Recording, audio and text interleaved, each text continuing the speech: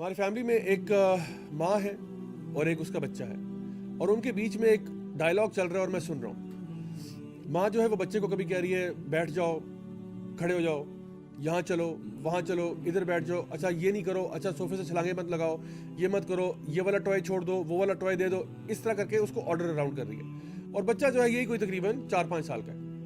کچھ دیر کے بعد بچہ جب آرڈر سنتے سنتے اس نے ایک دم سے ماں کو کہا کہ کیوں؟ ماں نے جب اس کو کہا کہ یہ ٹوائے چھوڑ دو اور آرام سے یہاں کے بیٹھو، اس نے کہا کیوں؟ تو ماں نے کیا جواب دیا؟ ماں نے کہا میں تمہاری ماں ہوں اس لیے۔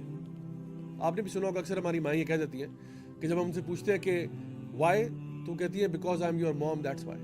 ماں باپ کا بچے کے ساتھ اگر یہ رشتہ ہے تو سوچیے کہ بندے کا اللہ سے کیا رشتہ ہے، کیونکہ ماں باپ نے بچے کا خیال رکھا، اس کو پال پوس کے بڑا کیا، لیکن انہوں نے بچے کو اپنے ہاتھوں سے ڈیزائن نہیں کیا، انہوں نے بچے کو وہ سب کچھ عطا نہیں کیا جو کہ اللہ نے اس کو عطا کیا۔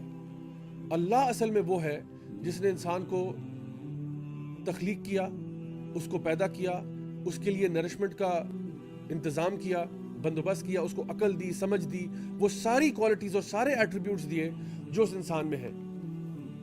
تو سوچئے کہ پھر اگر بچہ ماں باپ کے ساتھ یہ رشتہ رکھتا ہے کہ وہ جانتا ہے کہ اگر ماں باپ کو حکم دے تو اس کو ماننا چاہیے، تو بندے کے لیے کتنا ضروری ہے کہ جب اللہ کوئی اس کو حکم دے تو وہ حکم کو مانا کرے۔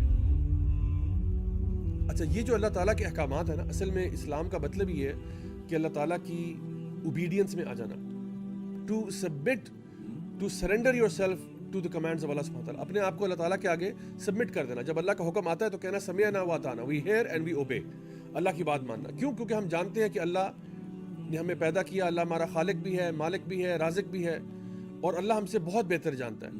اللہ العلیم بھی ہے، الحکیم بھی ہے، جو بھی فیصلے اللہ تعالیٰ کے ہیں وہ ہمارے حق میں بہتر ہیں۔ اللہ ہماری ماں سے زیادہ محبت کرتا ہے۔ اللہ تعالیٰ چاہتا ہے کہ انسان جنت میں چلا جائے، پتہ نہیں انسان چاہتا ہے کہ نہیں چاہتا۔ تو اللہ سبحانہ تعالیٰ نے انسان کو پیدا کیا اور اس کو کچھ احکامات دیے۔ اب ایشو یہ ہے کہ یہ جو احکامات ہیں، کبھی کبھار ایسا ہوتا ہے کہ ہماری سمجھ میں آ جاتے ہیں، اور کبھی کبھار ایسا ہوتا ہے کہ ہماری سمجھ میں نہیں آتے، لیکن کرنا ہم نے پھر بھی وہی ہے جو اللہ کا حکم ہے۔ اللہ تعالیٰ کا دین ایسا ہے کہ جب آپ نے اسلام میں داخلہ لے لیا، اب آپ سمعنا واطعنا کرتے ہیں۔ دیکھیں، جس طرح میں نے بھی آپ کو تھوڑی دیر پہلے مثال دی تھی کہ جس طرح ایک بندہ یونیورسٹی میں داخلہ لیتا ہے، اب یونیورسٹی سے باہر آپ نے جو مرضی کپڑے پہننے، آپ نکر پہن کے گھومنا چاہتے ہیں، آپ گھومیں، یونیورسٹی والے کچھ نہیں کہیں گے آپ کو۔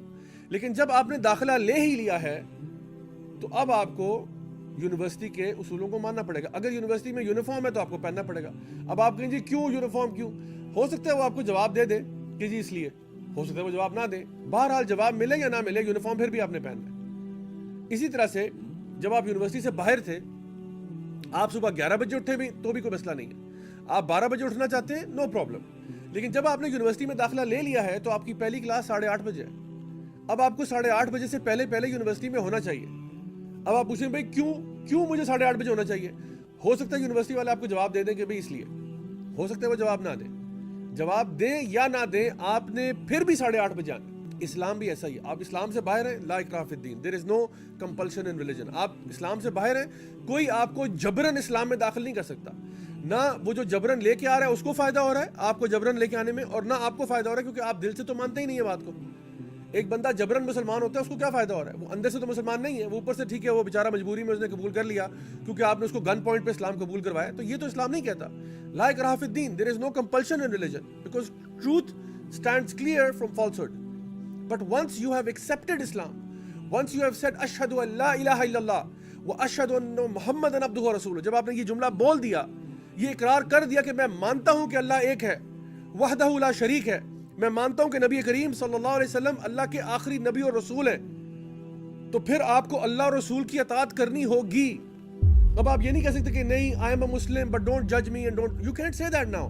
The thing is now you have taken admission، آپ داخلہ لے چکے ہیں۔